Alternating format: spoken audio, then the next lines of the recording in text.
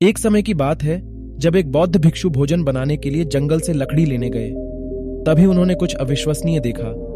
उन्होंने एक लोमड़ी को देखा जिसके पैरों में काफी गहरी चोट लगी थी, जिसके कारण वह शिकार नहीं कर पा रही थी, लेकिन फिर वह काफी स्वस्थ प्रतीत हो रही थी। उसने सोचा कि आखिर इस हालत में ये लोमड़ी जिंदा कैसे है। भिक्षु अपने विचारों में खोए जंगल की ओर बराच रहे थे। तब उन्होंने कुछ हलचल सुनी। उन्होंने अपने पीछे एक शेर को आते देखा। शेर देखते ही वह तुरंत पेड़ पर चढ़ गए और वहां से देखने लगे। शेर ने एक हिरण का शिकार किया था और उसे अपने जबड़े में दबाकर लोमड़ी की तरफ बरच रहा था। उसने लोमड़ी पर हमला नहीं किया, बल्कि उसे खाने के लिए मांस के टुकड़े भी दे दिए। भिक्षु को यह देखकर और भी आश्चर्य हुआ कि शेर लोमड़ी को मारने की बजाय उसे भोजन दे रहा है। भिक्षु को काफी आश्चर्य हुआ, इसीलिए अगले दिन वह फिर पेड़ पर शेर का इंतजार कर रहे थे। फिर से वही हुआ, शेर शिकार का टुकड़ा लोमड़ी को देता और यही चलता गया। भिक्षुक बोले कि यह भगवान के होने का प्रमाण है।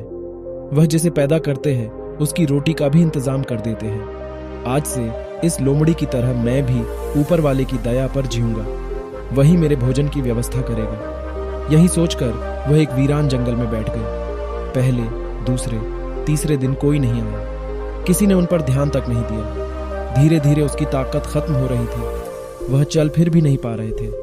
तभी एक महात्मा वहां से गुजरे और भिक्षु के पास पहुंचे। भिक्षु ने अपनी पूरी कहानी महात्मा को सुनाई और बोला, आप ही बताएं कि भगवान मेरे प्रति इतना निर्दयी कैसे हो गए? वह मेरी मदद क्यों नहीं कर रहे? महात्मा जी ने कहा, लेकिन तुम इतने मूर्ख कैसे हो सकते हो?